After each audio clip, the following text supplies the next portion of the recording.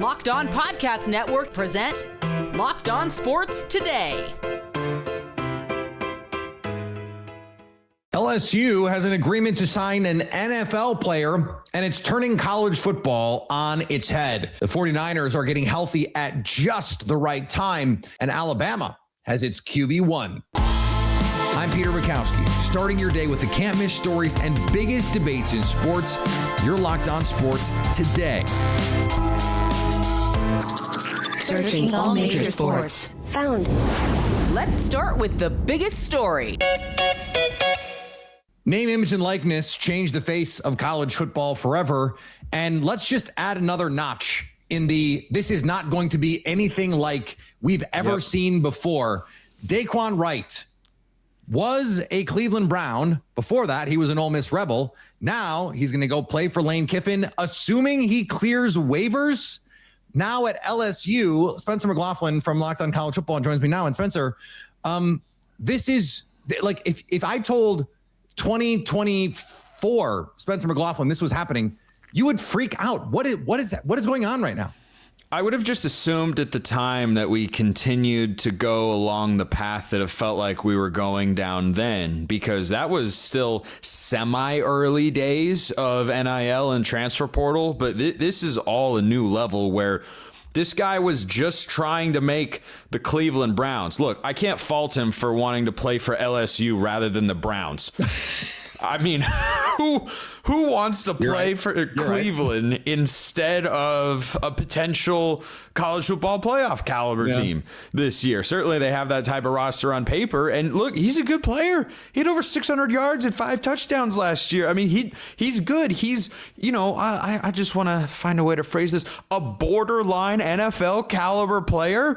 I mean, why wouldn't LSU want to add somebody to that? So what this fundamentally gets back to, Peter, is that the NCAA doesn't do anything really in college football of note other than handing down sanctions and punishments that nobody really cares about a bunch of the time, or they punish schools for things they'd like to punish bigger schools for, but they punish schools that nobody cares about. They do that really, really well. And so then you lead to this situation where, the people that say, well, this is just semi-professional sports. Here's your perfect example. Is he's going to go from training camp to the transfer portal? Come on now.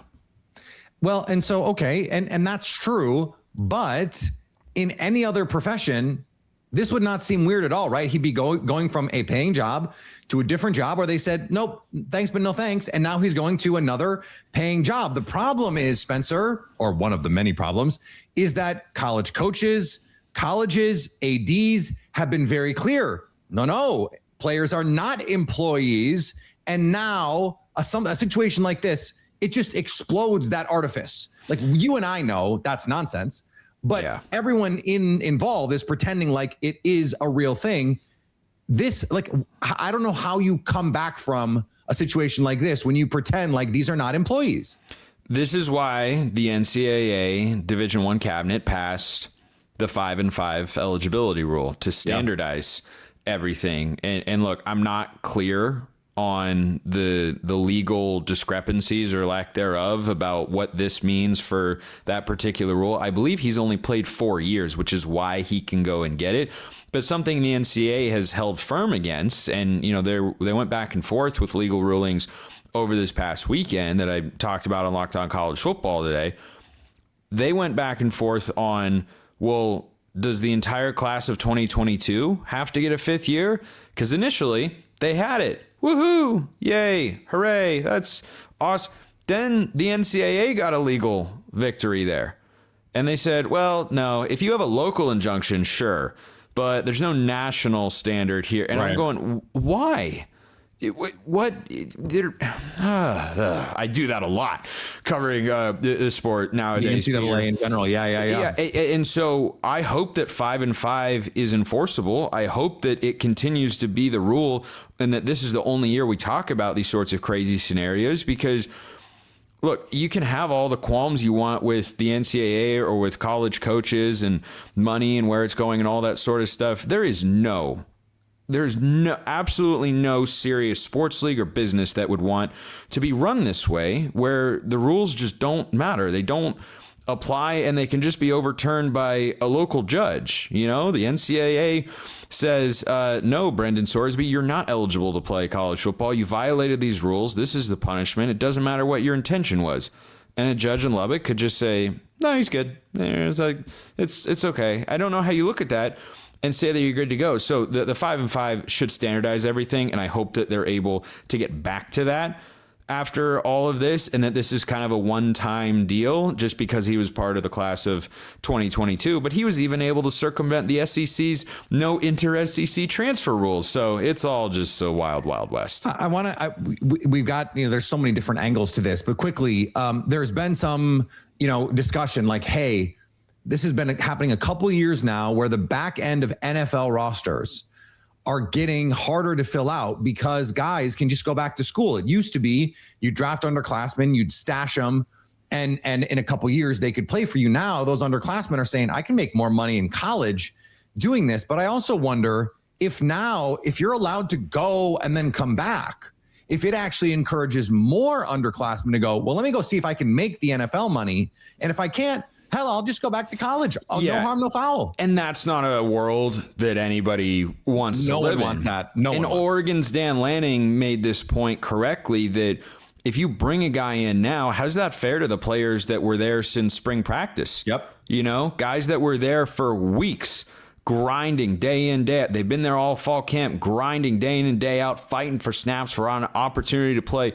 And then the rug just gets pulled out underneath you because a guy wasn't quite good enough to play in the NFL. There needs to be a very clear rule that once you declare for the NFL draft, go to any sport, the NBA draft, Major League Baseball draft, and once you do that, you're done. You're done. You're done. You're done. That's it. Your college sports career is over. You're a professional athlete. Go try and make it professionally. If you don't make it in the NFL, there's the CFL and the UFL. Go for it. I'm sure there's a UFL team that would pay Dae'Quan Wright, but probably not as much as LSU. And oh my goodness, Peter, I'm shocked that this all comes back to the almighty dollar. Stay up to date all year on college football by subscribing to Locked On College Football on YouTube or your favorite podcast app. You're Locked On Sports today. Coming up, the 49ers are getting back their all-pro tight end. Before we get to that, the Browns have a quarterback controversy, sort of. Baseball fans, if you think you know who's hitting a homer today, FanDuel is giving you a free chance to call your shot with Daily Dingers. It's free to play. Just make your free pick for who you think will hit a home run in their game. And if you're right, you'll receive a profit boost to use on your next bet for a chance at even more winnings. Best of all, you can make a free pick every day throughout the Major League Baseball season.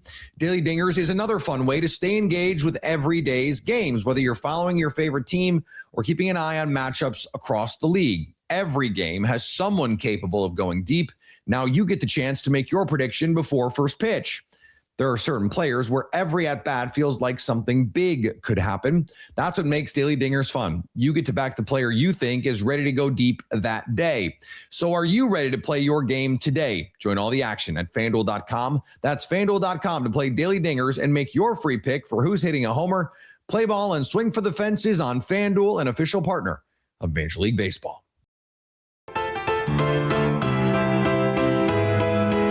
The Browns QB situation remains up in the air. Head coach Todd Monken won't let Deshaun Watson's Saturday postgame comments impact his decision. If you thought Todd Monken was going to be fazed by Deshaun Watson's postgame comments, you don't know Todd Monken. I said it on the show last night. As much of a distraction as his comments towards the fans has become in the last, less than 24 hours, and as much as it's going to stay a major distraction for this organization, Todd Monken was not going to let this sway or weigh into his decision because Todd Monken's very much a I do what I want kind of guy and speaks his mind and speaks freely and doesn't really care what people think. He's unapologetic in that way. And so I didn't think somebody else speaking like in those tones would be something that would bother him as he tries to make this quarterback decision. He said he didn't think it showed signs of somebody who's mentally weak and wasn't going to be ready to handle it. He said it was a player speaking from the heart, and he's never going to blame somebody for speaking from the heart. He's set to make the decision on Monday. Unless the organization decides to step in and say, we can't possibly allow this, we have to do something to prevent Deshaun Watson from being on the football field because there's just too much to overcome at this point, which, by the way, I also don't think is going to happen because When has this organization done that to this point with the Deshaun Watson situation? It's been 4 years, going on 5 years, of putting their head in the sand and just pretending nothing's wrong and hoping that everybody would go along with it because the play would live up to it. The play has not lived up to it, and that's why fans feel the way they feel. And by the way, Tom Munkin did have a quote to validate the fans' feelings, talking about if you go to dinner and your soup stinks, you're going to be pretty pissed about that. So you expect a certain level of production, a certain service when there's money involved and when these things are happening. That's why we make the money we make. So we didn't run away from that. He validated your feelings as fans of this football team. But I don't know that that's going to necessarily change the way the organization has approached this, and it certainly doesn't seem like it's changed the way Tom Munkin's going to approach it. We'll get our decision tomorrow. We know who the starting quarterback is going to be. As I've said time and time again, it should be Shedeur Sanders, but it feels like it's still going to be Deshaun Watson in Tom Munkin's mind. The Vikings named Kyler Murray their starting quarterback over J.J. McCarthy, and on Saturday we saw why.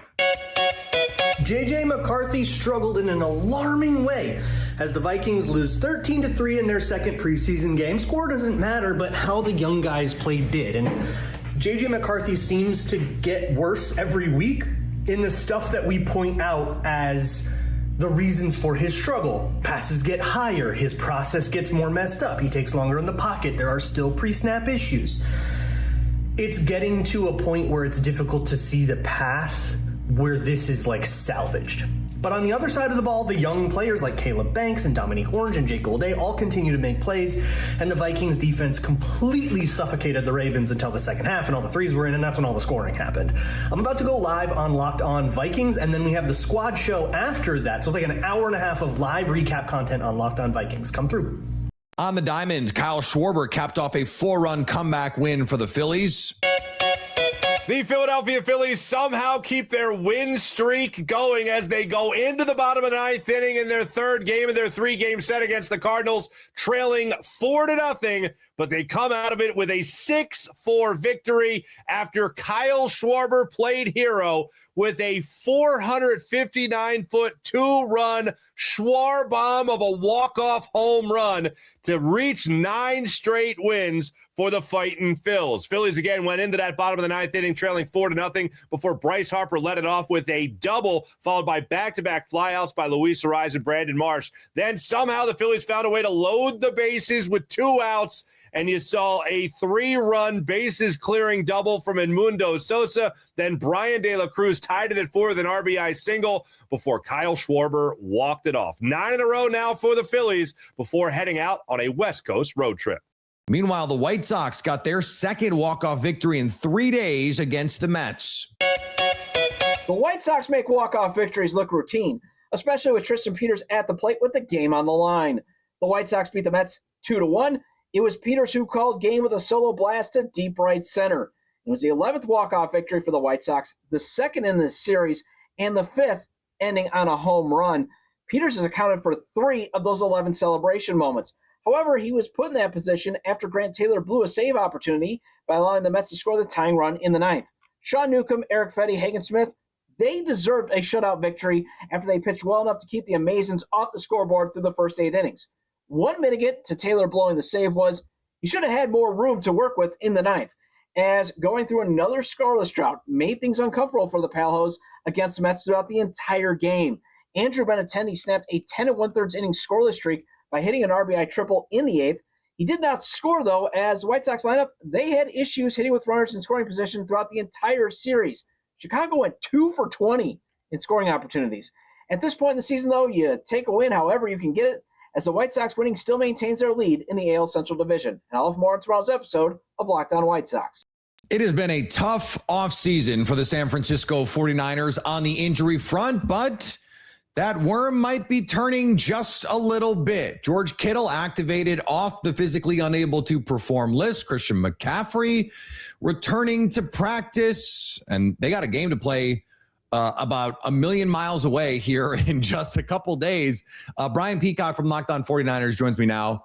And Brian, I'm exaggerating a little bit there, but they do have to go play the Rams in Australia in week 1 with George Kittle coming back in what would be basically record time given the injury. What are the chances we see him week 1 early in the season for the 49ers? I think it's going to be hard to keep George Kittle back. He's Yeah, it'll be about 8 months since the injury, and it's usually the minimum is 9-ish months. So definitely ahead of schedule there.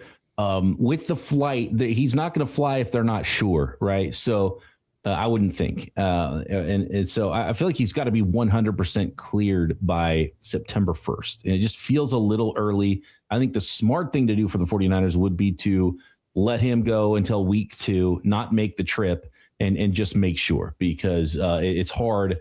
It'll be hard for them to be able to say 100% sure, like, you are going to be active and you're going to go play in week 1 and you're going to fly. Because if he's flying, he's got to be playing, because you don't fly him there and then he's not ready to go. So, well, that's the interesting part of this, Brian, because the 49ers and Rams are taking very different tacts to week 1. The Rams are going to try and just like, they're going to go hardcore. They're just going to go, show up the day before, fly, play, and get back on the plane. Whereas the 49ers, they're going early. They're going to try and get acclimated. They're going to try and beat the jet lag. Like, are we looking at a situation where 6 weeks in, we could be talking about the 49ers plan here and what it could have meant? And if this game were in Santa Clara, would this be a different calculation for the 49ers? It probably would be a different calculation. And to be honest with you, I really think the 49ers plan is better. I can't imagine. I went to New Zealand on my honeymoon. For sure wasn't going to play a football game the moment I stepped off the plane, right? That seems asinine to me. And the 49ers are really setting it up the quite the opposite way, and are practicing at the same time here that it will be the game will be happening as well. So it's from that standpoint, yeah, I'm not sure if this is the right way to go about it from the Rams perspective. But who knows? This thing's so crazy, and having and I can see why Kyle Shanahan was upset about this. This is an important game. This is a division game. And this is usually why Sean McVay wanted the game. Kyle Shanahan didn't, is because not only is it a division game, but also, as it is known, Levi's South, SoFi Stadium, it feels like a home game usually. I think this is going to feel like a home game as well as a ton of 49ers fans in Australia. But, that's a big advantage the 49ers have, because the Rams don't have that home field advantage, which is why the Rams are like, well, if we're going to go international, let's take away the game where we don't have an advantage at home anyway. Yeah, and unfortunately for them, SoFi Stadium, I mean, that's true. I was there for Packers-Rams a couple years ago, and it was like 65% Packer fans. It was unbelievable. I had a media member there, a longtime LA media member, tell me that when Tucker Kraft scored his touchdown, it was the loudest he'd ever heard SoFi Stadium. And that's for a visiting team touchdown. So, okay, Mike Evans, he's an older player that they're hoping can stay healthy. Christian McCaffrey, an older player they're hoping can stay healthy. George Kittle, okay, he's looking like he's on the earlier side of this. Nick Bosa coming off a major injury, right? Fred Warner coming off a major injury.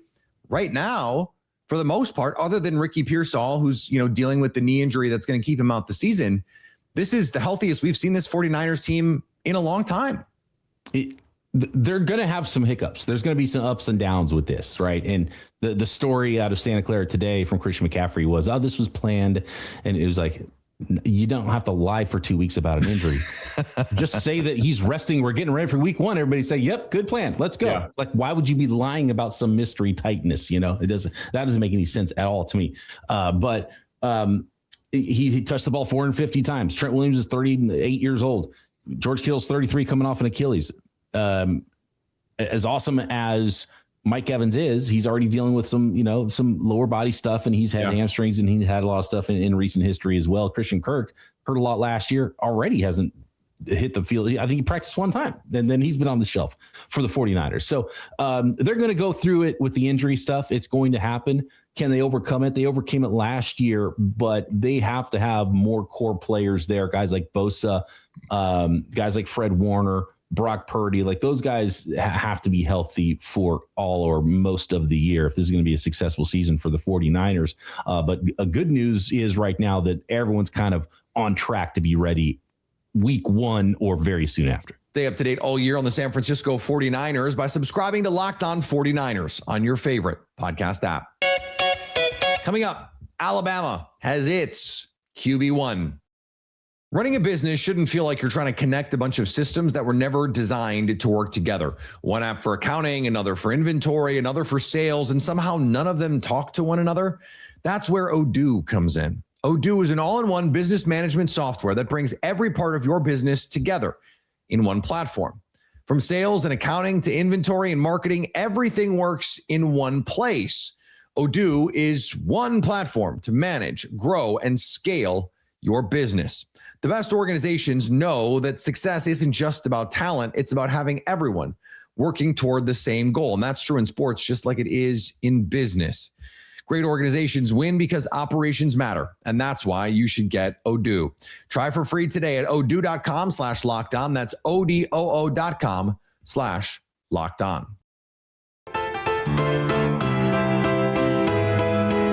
Alabama has named its starting quarterback. Former five-star Keelon Russell edged out veteran Austin Mack. Locked on Bama host Jimmy Stein and Luke Robinson discuss their new quarterback one. Keelan's just, he's a super gifted kid. That's ultimately what won out here. Yeah, I'm muted, but that's okay. Yeah, he is. And look, I think you're right at the same time that I think I'm right in that they didn't want to admit it, but they knew deep down. Sometimes I talk about Malcolm Gladwell's book, Blink, all the time, that sometimes you just know something. You can't figure out why you know it. You don't exactly know why you know it. And you might try to convince yourself that you don't know it, but you know it. It's that instinct. And Keelon Russell was just going to be that guy. And finally, the Heat needed some more shooting, and they got it. Miami is set to land future Hall of Famer Klay Thompson. Well, it's happening. The Miami Heat are getting Klay Thompson. He was officially bought out by the Dallas Mavericks on Friday afternoon. And then after that, Shams reported that he intends to sign with the Miami Heat. And this is exactly what the Heat have been waiting on, right? They saw Bradley Beal and other guys sign with other teams. They risked letting DeMar DeRozan get away if he was maybe going to sign with Denver. But they were waiting on Klay Thompson this entire time. They knew Dallas had to make a move, and they knew this was a possibility. So they waited, and they finally got their guy. And in Klay Thompson, they are getting a legitimate floor spacer to play with Giannis and Bam. This is not just a great shooter. This is a guy who defenses have to respect from the opening seconds of a shot clock, somebody who they cannot leave while Giannis and Bam are trying to make their moves to the basket. This changes a lot for Miami's offense, for their gravity, for their spacing. This is kind of the perfect player to put next to Giannis at this stage in his career. Klay's not the all-star that he used to be. He doesn't have to be. All he has to do is be Klay Thompson. Be out there, make 40+% of your threes, and defensively, he's not what he was, but it really helps when you have Giannis, Bam, Wiggins, and Davion Mitchell all around you. Home run signing for the Miami Heat. Coming up, the NFL season inches closer with big decisions still to be made and more preseason action coming. So at least until tomorrow, stay locked on sports today. Locked On Podcast Network presents Locked On Sports Today.